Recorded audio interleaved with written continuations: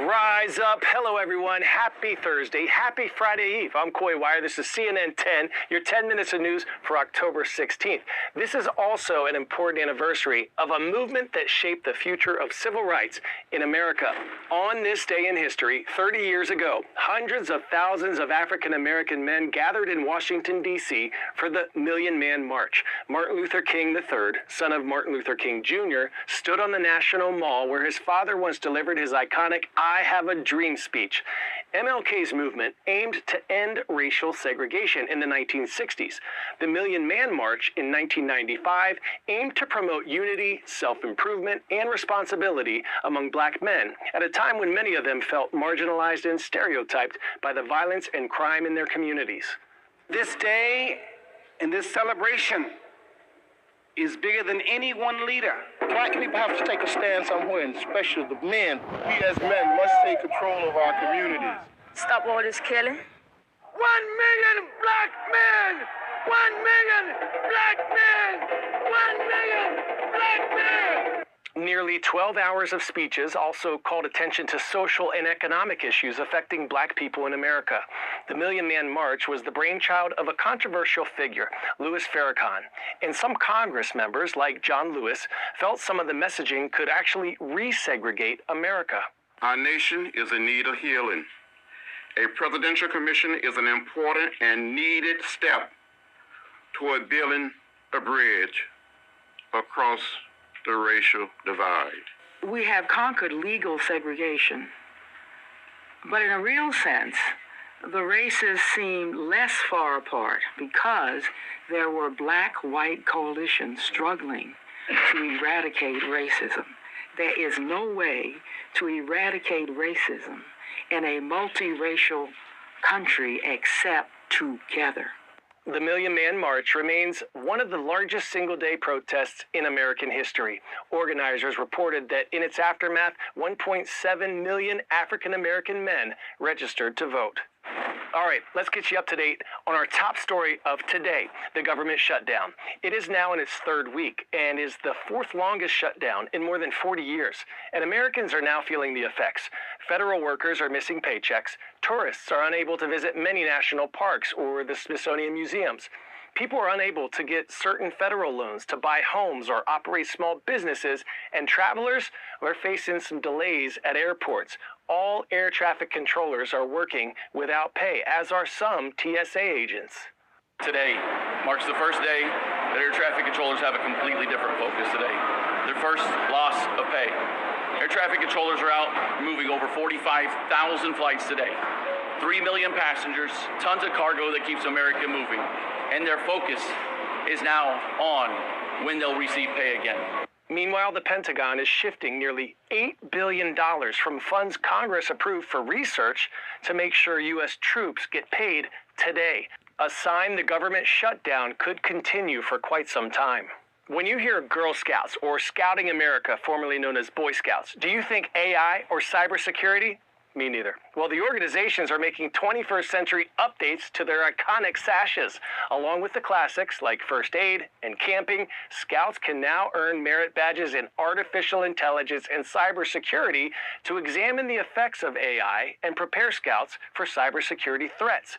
The organization says this is all part of a broader effort to stay relevant in an increasingly digital world.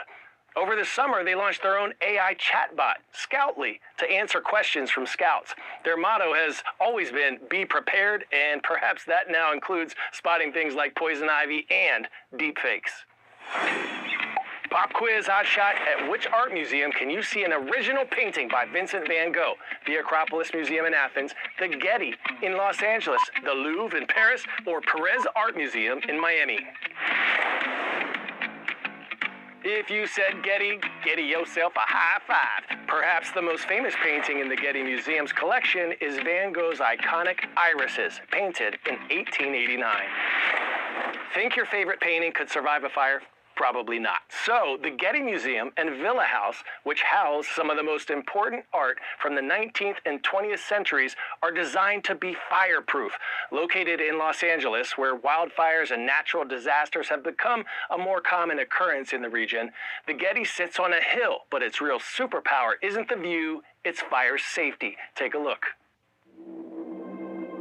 Around 10:30, the fire was first reported.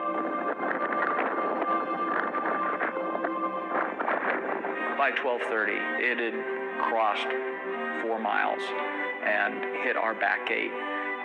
The Palisades fire literally surrounded the Getty Villa. Those of us who knew how the site was constructed, I'm not going to say we were cool as cucumbers, but we had a high level of confidence that we were going to make it through the fire okay.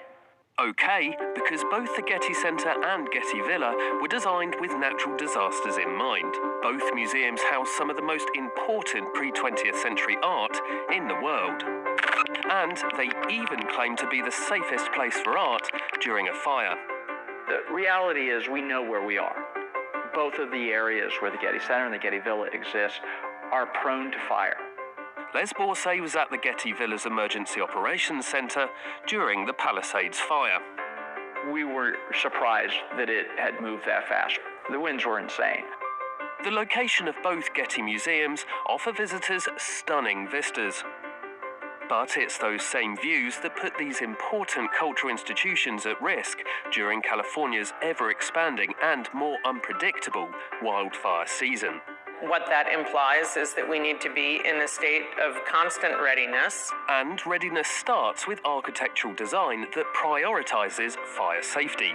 What people see as all this beautiful white travertine actually is designed to be a fire break. When you get off of the tram down here, you land on the arrivals plaza, which is a huge expanse. Then you have to come up this big flight of travertine stairs and cross a second plaza before you get to the entry hall of the museum. This is a very well-built building. It is double concrete walls. You also can see that we have a really fireproof roofing with that tile roofing. It's decorative and it's really well protective.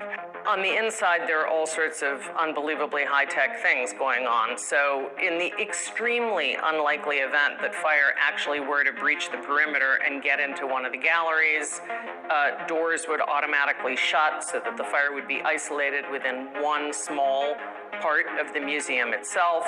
We have super sophisticated air handling systems that prevent any smoke or particulate matter from getting in.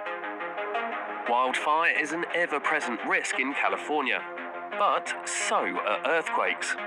We use all sorts of seismic mounts. You can't see that when you're looking at the works of art. The paintings are all displayed in such a way that if there's a major seismic event, they will be maximally protected. Some of these larger pieces are not only anchored into the floor, but are anchored into a steel frame that's behind that wall right there.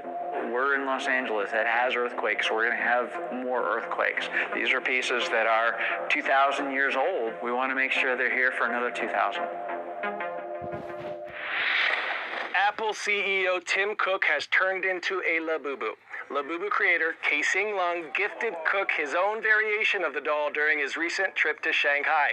The fluffy, sharp-toothed collectible figures have become a cultural and commercial phenomenon. They're typically sold in blind boxes that conceal the design and style of the creature inside. Pop Mart, the Chinese company behind the dolls, saw revenue surge to $1.8 billion last year and nearly 400% jump in net profits in the first half of this year.